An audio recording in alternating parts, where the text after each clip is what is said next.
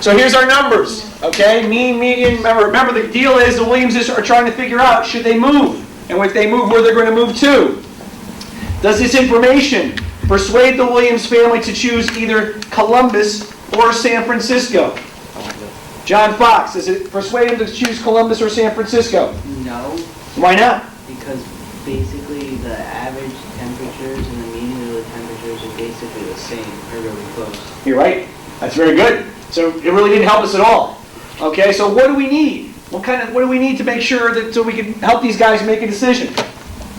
Okay, usually Alex, I usually take the card, but I'll take your hand on this. What do you think? The mode? No, not the mode. Not the mode. What we need, anyone else want to try to throw it out there? Go ahead, Lauren, what do you think? A graph. A graph? I'll take that. Matter of fact, you must be looking at my slide. We do need a graph, but what is this a graph of? Lauren, what is this a graph of? The data. The data. And what's on the bottom of that graph? The months. And what is on the side of the graph? The temperature. The temperatures, okay? So what type of graph is this, Lauren? Line graph. It's a line graph. And someone else now, this graph tells us the pattern of temperatures, correct? The pattern of temperatures for Columbus and San Francisco. And what do we think? This graph tells us? Does this help us understand or give the Williams an idea of what they should be doing in terms of should they be moving to Columbus or San Francisco? Yeah. Does this help us a little bit more? Let me see. Danielle, what do you think?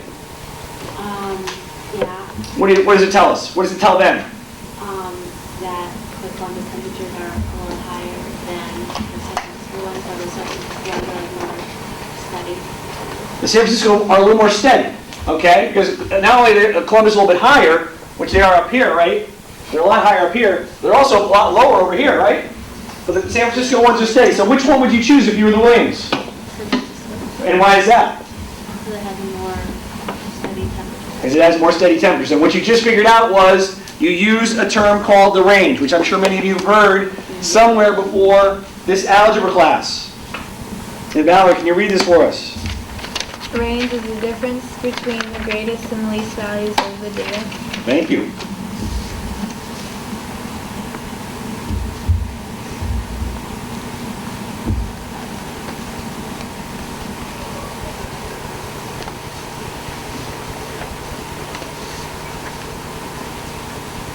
Definition number 11.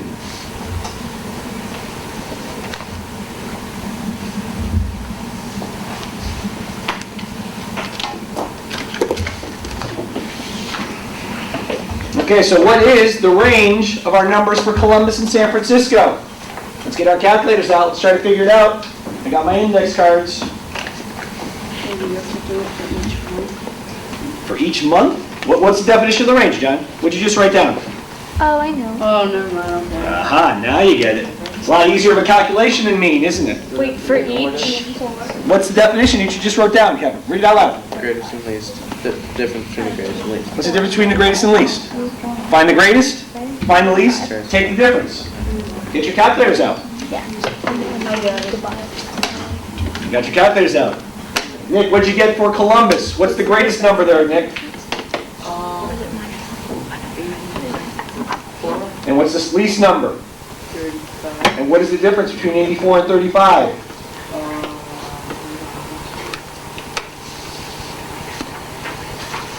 49. And what does 49 signify? Which is called the range. Very good. Who's going to help me with San Francisco? John Fox. What is the greatest number? 69. 69. What is the smallest number? 56. 56. What is the difference? Hold on, give me a second. Come on, John. Pressure's on you. It's like playing a video game. Bet you're better at video games than you are at the calculator. No, I don't play video games. 12? No, it's Wait, not. hold on. Christina, what is it? 13. 13, Christina. And what does 13 represent? The range. The range, okay? Question, ma'am? It says there's 4 equal parts. There is. There is 4 equal parts. I'm really confused. If I have data like this, well look, here's Q2, right? What's Q2? The median. Yeah. The median separates things into 2 separate parts, correct? Do we agree with that? Yeah. All this is saying is Q1's right here, it separates these two into equal parts, or LQ, and Q3, or UQ, separates these two. And how many parts do I have now? 4. Is this like box and whisker? Hey, we're going to be talking about that next I week. hate that. Oh, great. We're going to be doing a lot of it for you. Box and whisker next I week. hate that. I don't get it. It's very weird. Box and whisker next week. And you're going to get it this year. We're going to get it this year. Okay, as we do when finding just the median, we must first put the data into numerical order from least to greatest. So let's do an example to show you what we mean by that. Let's try to put it all together. Okay, let's find the median, upper and lower quartiles for the set of data below. And there's our data. If we don't understand this, we should probably write this down as an example. So what is our first step? What do we need to do first? Valerie. Put the numbers in from least to greatest. You put numbers in, say that again? In order. And what would those numbers be in order? 1, 2, 2, 3, 5, 7, 12. 1, 2, 2, 3, 5, 7, 12. Looks good. What should we do next? Dennis. Like, find the middle number. Find the middle number. What is the middle number? 3. 3. Okay, you sure of that? Yeah. You're positive. You're right. Yeah, And that's our Q2. That is our median, okay? So that's the one that separates the data. So then we got to look to the left. And we say to ourselves, how many numbers are on the left? Lauren. 3. 3 numbers. And we'll go stay with you, Lauren. What number splits that data? 3. Which number in particular of those 3? 2. The number 2, the first number 2, right? Yeah. Okay, so now I have my lower quartile right there. How many numbers are on the right, John Fox? 3. 3, and which number splits that data? 7. 7, okay? And there's my upper quartile. And that is how you find medians, lower quartiles, and upper quartiles, okay? And I got 4 You don't have to separate, draw the box? not yet, box and whiskers is next week. No, I meant that box. You don't, no. All you gotta do is tell me what the number is. I'm Oh. gonna ask you, the question on the test or the homework or a quiz would be, what's the upper quartile of this set of data? You're gonna say 7. What if you have an even amount of numbers? What if you have an even amount of numbers? You do the median of the 2. Close, use a different word. The mean? The mean, you take the average of those two, right? Thanks. Did you, you heard that? You got somebody on this list for you, huh? Question. It wasn't you. Excuse me. Question was, how do we get the upper quartile? We said, here's the median. How many numbers to this side? We said 1, 2, 3. Which number splits these 3? This one. These are 3 on the left side. Which number splits these 3? This one does. And that's how you figure out lower quartile and upper quartile. Was that? How come there's an arrow on one side and one on another? Because the arrow was on the other one on the last slide. You guys were worried about that? Did you see it? The arrow was on the last slide. There it was there. Oh, Okay. you changed the slide? And then I changed the slide. Okay? Wow. Boy, did you see that? Want to see it again? Isn't that pretty? Wow, that's That fast. was Wow. beautiful. You like that, huh? So when you blinked an eye and you didn't even know. I didn't even realize. Okay. I'm so into my work right here. I know, I'm sure you were. Next definition, Matt, can you read this for us, please? Interquartile range equals UQ and LQ. UQ minus LQ. Oh, right. UQ minus LQ. Keep going. It represents the middle 50% of the data. Thank you. So let's write that down and we'll talk about that as well. Because interquartile range is a very, very long name for something that is not very, very hard, as long as you understand how to use it.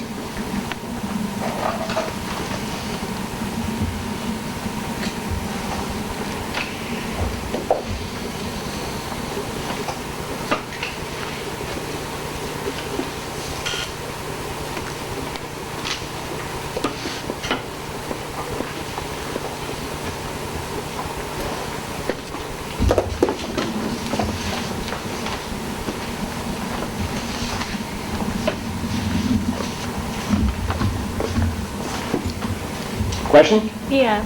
What would happen if you didn't have a median? You always have a median. How can you not have a median? One If number. the numbers are even? What if the numbers are even? What do you do? I mean, are even? Subtract the 2 numbers and then find, wait. No, you add the 2 numbers and find their average. You find the average, right? If you have, And they if would you just have an like even write the number, average there? if you have an even number of numbers, 1, 2, 3, and 4, and I want to find the median of that, I take these two numbers, 2 plus 3 divided by 2, and I get 2.5. There's my median. And that would be the.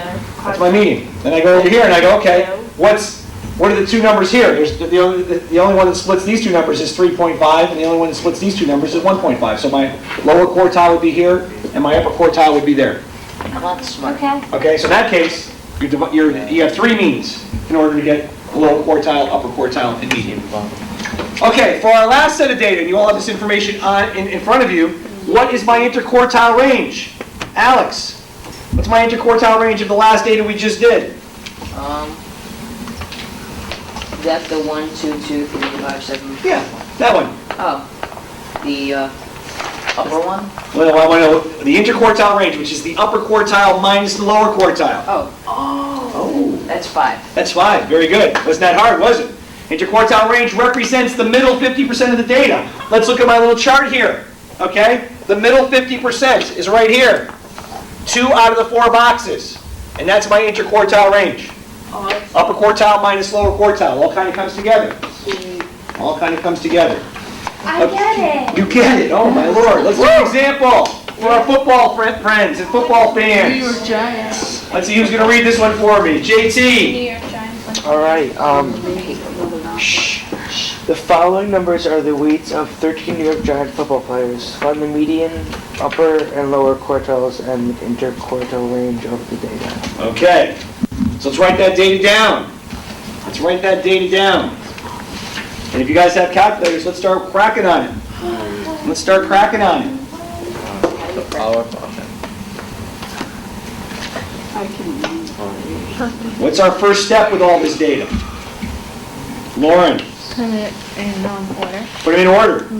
Okay, so that's your first hint. Let's put them in order. And I'll tell you what I will do for you. I'll put them in order for you. Watch. Well, same data. Now I'm putting them in order for you. Oh, you're beautiful. Same data. I'm putting them in order for you, right? I'm making it a little bit easy for you. Because I figured you guys know how to put numbers in order. I figured, I've been with you for 4 months now. You guys seem to know that. Skill. That's skill. One comes before 2. All that fun sort of stuff. Once the numbers get really big, though, it's annoying. What's that again? Once the numbers are really big, though, it's annoying. They could be annoying. Okay, so what are we going to do next? Kevin, what are we going to do next?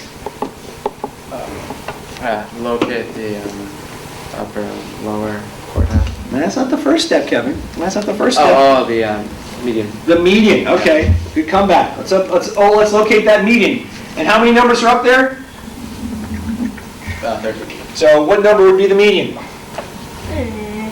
220. Who's that? 220, let's see. 1, 2, 3, 4, 5, 6, 7. You're right, nice job. 220 is the median.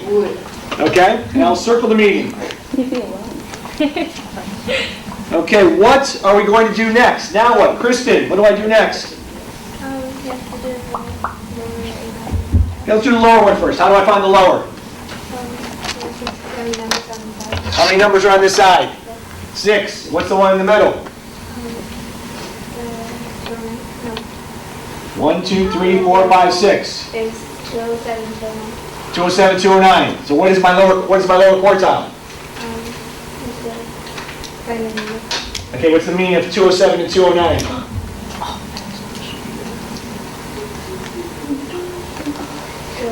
$208, right? 207 plus 209 divided by 2 is 208. Nice work, Kristen. Question? You want to tell me about the upper quartile? Valerie's going to tell me about the upper quartile. You're picking her. It's the middle, hold on.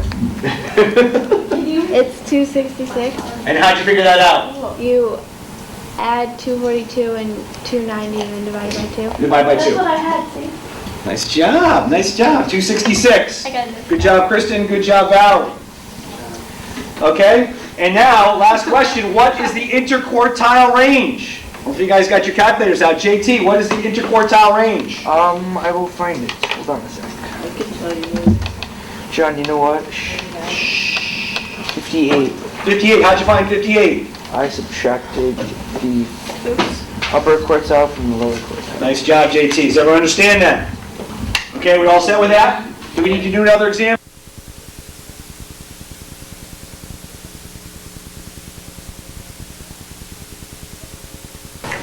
the cost of the trip, the airline is for a round trip from LaGuardia to Salt Lake is $269.60 compared to other trips, like going to California, it's like $310, and New Mexico is like $350. And the hotel is about $89 per night, that's per room, and if it's about 6 people, compared to hotels in California, which is like $255. And ski lifts is $64 per person. Good job, guys. Nice job.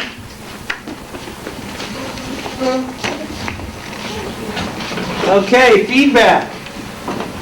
Feedback. We see, I guess I got a question for you right off the bat. You had 2 graphical displays up there, but I wasn't 100% sure of mean, median, mode, what? Oh, yeah, they were both medium. Sorry. They're both what? They were both medium. We thought. Medians? I put it in the parentheses. Okay, so you put median, so they were both medians. Okay, what do you guys think? Was it persuasive? If so, why? If not, why not? What did they do to make it persuasive? Well, they did a pretty good job. They just, I want more like detail on like the runs and stuff. You wanted more detail on the runs? What do you mean? Like, tell me what do you mean? Like they only said like percent runs open. They didn't like go into it. Percent run. So the slide was up there, but they didn't really. Yeah, well, explain. They didn't explain why their place was better than the others. Yeah. Okay. They said other places were better than theirs, and they said they came as third place. Which I don't know why they did that. Okay. Okay. That's good feedback. Matter of fact, you know, some of the feedback you guys are getting today, and you got yesterday, for those of you who went on yesterday, hopefully you're writing some of it down, because I would expect you guys, with your written presentations that are due on Tuesday, can make some changes to improve what you might have already worked on. Okay? So if you hear something that what needs to be better explained, you might want to write that down so you guys could put that in your written presentation. Because I'm not making a decision as to which was the most influential or which one persuaded me the most to choose them until after I see the written presentations as well. Because these guys were 2-3 minutes long, and you don't get a lot of chance to really look at all the numbers and all the data. So okay, so that was one comment. What about any others about persuasion? What things did they do to try to persuade you? Laura? I don't think they put all the ski resorts in. You don't think they put all the ski resorts on there? Did you guys put all the ski resorts? No, the first one we purposely didn't put them in the second one. That's why we put all of them. So, and which ones did you purposely not do in the first one? The first one was percent of runs open. Yep. And we purposely did that to like show like who we were better than. Yep. And then the second one we showed I think base of snow, and we showed everyone. So compared to the 2 best, Yep. we come in third. That's So do we think is that inaccurate, or is that a little bit of persuasion? What do you think, Laura? I think it could be either. Could be either. You're on a borderline there, right? You really are on a borderline, okay? And if no one notices it, that's good for you. If someone notices it, they might think, wow, what other things might be off in your presentation? I mean, it's just something you need to be aware of, okay? But it is a definite strategy one can use when things aren't necessarily the best for you. Another one? I was thinking. Oh, okay. What about, what other things did other groups do that they might not have done, or other groups did that they did do? They really go into the detail about other things you can do, like, none of the groups actually gave examples of things like maple syrup place and ice cream place and other stuff. Okay. So you thought they could go a little bit more in the activities? Yeah. Okay. What about back to the graphs? There's a couple things I noticed, one good and one maybe good with the graphs. Did they have a table? Do you guys have a numerical table? Yeah, we should have on the graph. I remember putting one on. What do you mean? There was no numerical table. Yeah. No? Oh. Did you see a slide with numerical table? Okay, so there might not have been a numerical table on there. There might not have been, and that was one of the requirements. Okay, that was one of the requirements. I was wondering if anyone was going to catch that. There's a few numbers on one of the screens about costs, but there was no numerical table.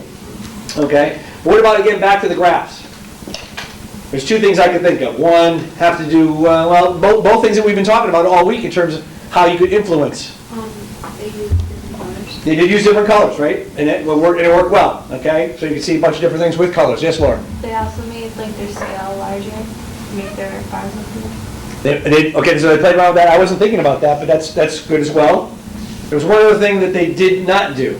Well, I was gonna say their colors were kind of, when they put all the ski resorts down, some of the colors were kind of close to each other. Was that good or bad? That was bad, Why? because I couldn't tell which one was which. You couldn't tell which one was theirs? Yeah. So does it get back to if they showed, look, here's mine a little bit more, and somehow pointed that out, your eye would have gone to that a little bit more? One more thing with the graphs that they didn't do, and I'm not sure it's good or it's bad, I just know you didn't do it. I don't think they, but I think you guys use all the days, right? Did you? Yeah. That's it. That's what I was thinking of. You guys didn't check down and see if certain days of data look better for you than others? Well, no, they were all the same. It shows that percent of runs open. As you can see, Mexico isn't necessarily the highest on this chart, but out of all the runs they actually have on their mountain, it's a lot. They're almost like 100% open all the time. And they also have a great deal of snow, so that's good.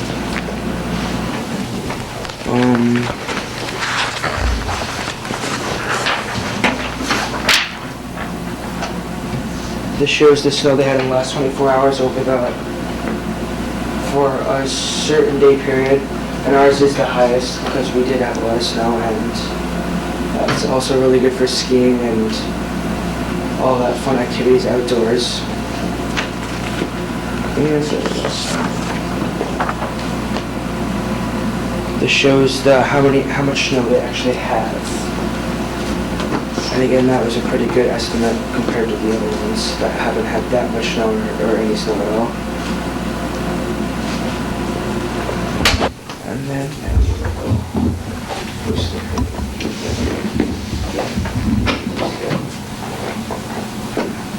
so what I found out was all the statistical information and a lot of the information regarding like the actual ski resort, and the dates open from November 23rd to April 8th, which is like really good for all season, and even in the spring for warmer weather.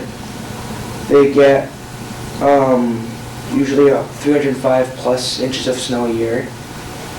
They have 12 lifts, 4 of them which are quad trails, which are really fast ski lifts that bring you up to the top of the mountain or pretty much anywhere else a lot faster.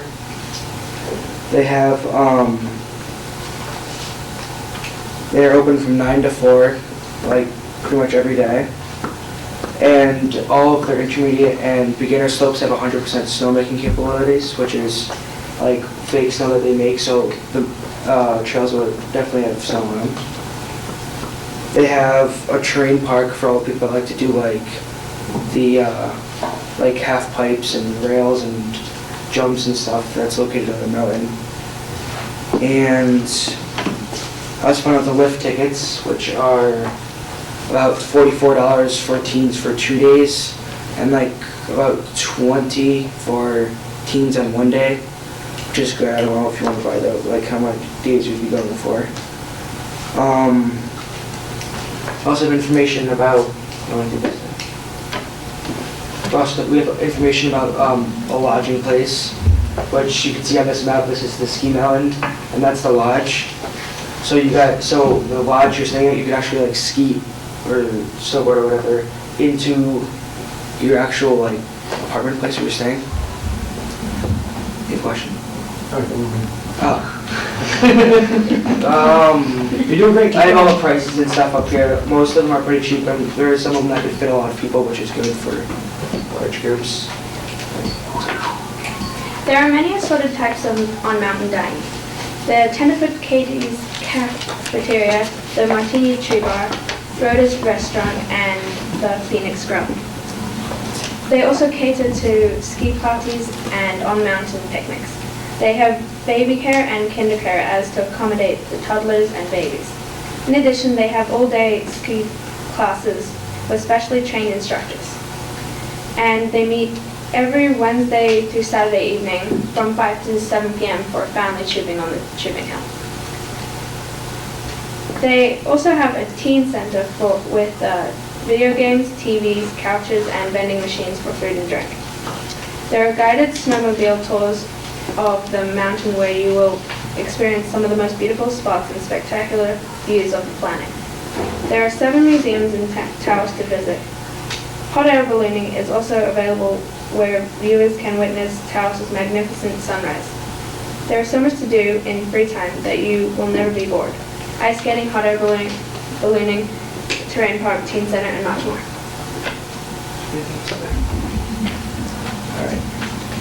Alright. Plane ticket to New Mexico, around $365. Renting a pair of skis, $26. Buying a lift ticket, around $44, $46. And staying on top of Taos Mountain with your best friends, priceless. Nice job. Where should we put the poster? Hold on to it for now. Okay, Taos, New Mexico. That was cute. What do you guys think? Was it persuasive? Was it persuasive? Yes, sir. Yeah, because like out of all the groups, they had to be the only one that explained, like they had like terrain park and stuff like that, and no one said that. They like went into detail about like the beginner and intermediate ones, which I found interesting. There's a lot of things they threw in there about teens too, right? They talked about teen pricing. They talked about the teen center. They talked about, I mean, I'm not sure any of the kids we're going to have going along and from Trumbull High School are going to have kids that they're going to need to have the baby center, but let's hope not at least. But the teachers might, okay, the teachers could bring families and have kids. Good. No, I thought that was very clever, and I thought that was well researched. Okay, let's go to the numbers and the graphs. What do we think about the numbers and the graphs? Tables are really small on the booklet, so they might have like not wanted like us to see like if they had to order. Were the numbers on the table not in your favor? No, some were. Some were? Most of them are pretty good, just like compared to other resorts. Okay.